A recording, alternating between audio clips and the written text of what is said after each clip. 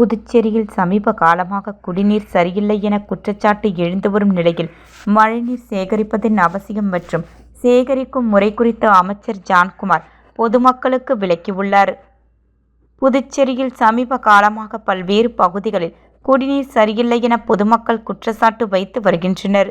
இந்நிலையில் வடகிழக்கு பருவமழை தொடங்கியுள்ள நிலையில் மழைநீரை சேகரிப்பதின் அவசியம் மற்றும் சேகரிப்பு முறை குறித்து அமைச்சர் ஜான்குமார் அடிக்கடி கூறி வருவது மட்டுமல்லாமல் தனது வீட்டிலேயே மழைநீர் சேமித்து அதை பயன்படுத்தி வருகிறார். தனது வீட்டு மாடியில் போர்கள் மூலமாக மழைநீர் சேகரிக்கும் அமைச்சர் ஜான்குமார் அதனை சுத்திகரித்து எப்படி குடிப்பது என்றும் அதனால் ஏற்படும் நன்மைகள் குறித்தும் தெரிவித்துள்ளார். இதுகுறித்து கூறிய அவர், குடிநீர் விஷயத்தில் அரசை மட்டுமே குறை சொல்லாமல் ஒவ்வொருவரும் பொறுப்புடன் மழைநீரை சேகரித்து தங்களையும் நிலத்தடி நீர் ஆதாரத்தையும் பாதுகாத்து கொள்ள வேண்டும் எனவும் அவர் வேண்டுகோள் விடுத்துள்ளார். வணக்கம். இப்போ நம்ம வடகிழக்கு பருவமழை துவங்கிடுச்சு. பாண்டிச்சேரியில் நல்ல மழை பெய்யுது. தயவுசெய்து அந்த மழையை பயன்படுத்திக்கணும். இப்போ பாருங்கள், நான் அந்த வீடியோவில் நீங்கள் பார்த்துருப்பீங்க எப்படி மழை தண்ணியை கலெக்ட் பண்ணுறேன்னு சொல்லிட்டு. நீங்கள் ஒவ்வொரு குடும்பத்துலேயும் நாம் அரசாங்கத்தையே நம்பிடக்கூடாது.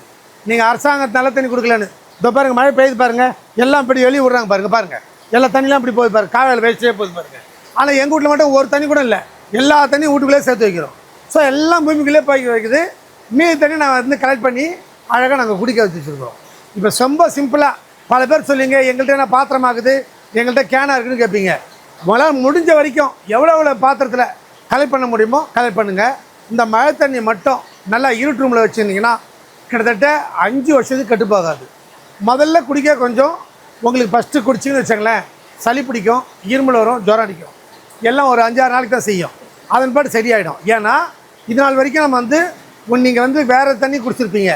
இந்த வேணாம் இப்போ புதுசாக உங்கள் உடலில் போய் புதுசாக தண்ணி போய் இறங்கும், அற்புதமான தண்ணி இறங்கும். அப்போ அந்த அற்புதமான தண்ணி இறங்கக்குள்ளே உடலில் இருக்கிற வாதிகள்லாம் கொஞ்சம் வெளிப்படும். அது ஒரு 5-6 நாளைக்கு வெளிப்படும், அதுக்கப்புறம் சரியாக போயிடும். ஸோ இந்த ஒரு வடகிழக்கு பருவமழையை நீங்கள் பயன்படுத்திக்காங்க. அரசாங்கத்தையே குறை சொல்லிருக்காதீங்க. அரசாங்கம் நல்ல தண்ணி கொடுக்கலன்னு சொல்லாதீங்க. இதோ பாருங்கள், எல்லா தண்ணியும் எங்கே விட்றீங்க, இதோ பாருங்கள், அந்த வீட்டுக்கார் பாருங்கள் தண்ணி எங்கே விட்றா பாருங்கள். அவர் பாரு ரோட்டில் விட்டுறாரு. அவருக்கு எங்கே அக்கறை இருக்க போது? ஊரில் இருக்கிற எல்லாம் ரோட்டில் விட்டிங்கன்னா நாளை எங்களுக்கு தொலை கொடுப்பீங்க.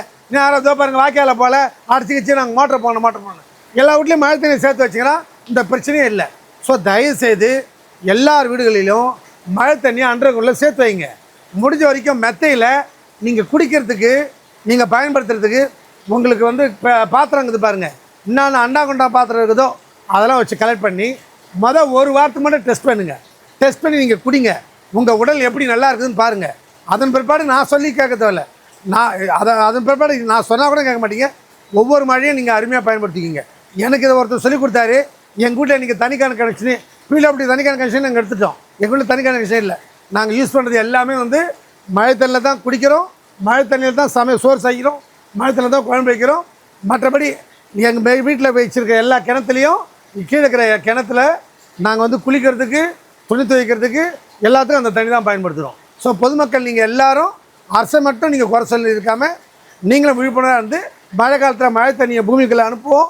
மேற்கொண்டு நீங்கள் குடிக்க இந்த தண்ணியை பயன்படுத்தி நீங்கள் குடிக்கணும். நன்றி, வணக்கம்.